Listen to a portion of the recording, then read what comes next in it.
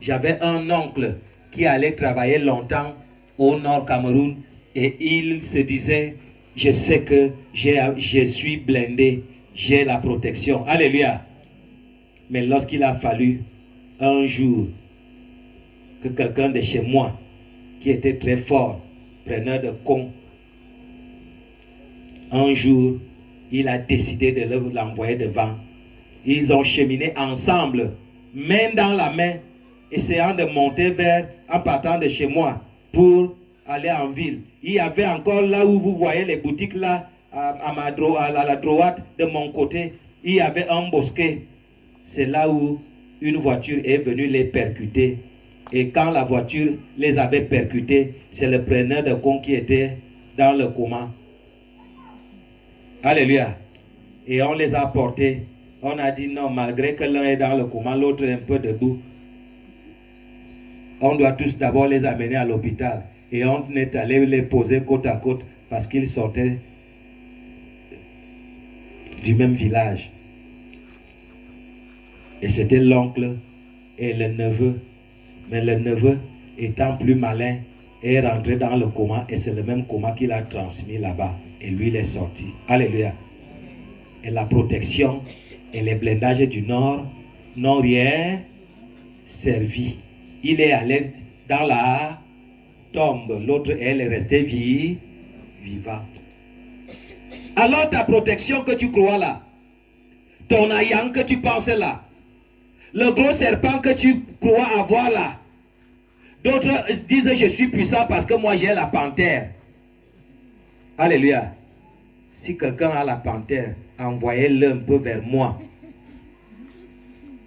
Que la panthère vienne me montrer où c'est l'animal, où c'est l'homme. Dieu a donné son pouvoir à qui? Alors tu trembles dans ton environnement, tu trembles, tu as peur parce que quelqu'un a la panthère, l'autre a le serpent, machin a fait patati, Tu as peur parce que tu n'as pas Jésus. Parce que tu ne vis pas dans la vérité. Sinon, je ne pars pas au Congo. Sinon, je ne vais pas en Guinée équatoriale. Sinon, je ne me rends pas au Gabon. Parce que ces milieux-là sont des milieux où la tradition et les pratiques ancestrales sont encore à un niveau très élevé. C'est que je ne vais même pas à l'ouest du Cameroun. J'ai discuté avec un fils de l'ouest. Je lui ai dit, vous êtes encore dans ce que j'ai appelé l'ancestralité. Les crânes, les ossements, les reliquats, les reliques. Alléluia. Comment un os peut être plus important qu'un homme vivant? Peut-être il semble que l'homme vivant n'a pas les os. Ou bien dès que l'os est déjà l'os, il devient déjà un os très puissant. C'est clair ou c'est pas clair? Et il se pourrait que dès qu'on est déjà un ancêtre, on va déterrer ta tête. Ta tête est déjà très importante et très influente parce que ta tête va protéger la famille. Alléluia. Oui, je peux donc accepter, comme vous m'expliquez, vous êtes dans l'ancestralité et on nous dit aujourd'hui, toutes les chefferies du Cameroun veulent rentrer dans l'ancestralité. Je vous dis bien, c'est vrai.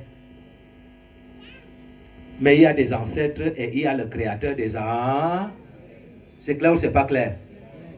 Et si l'ancêtre était tellement fort et puissant, il ne devait pas partir.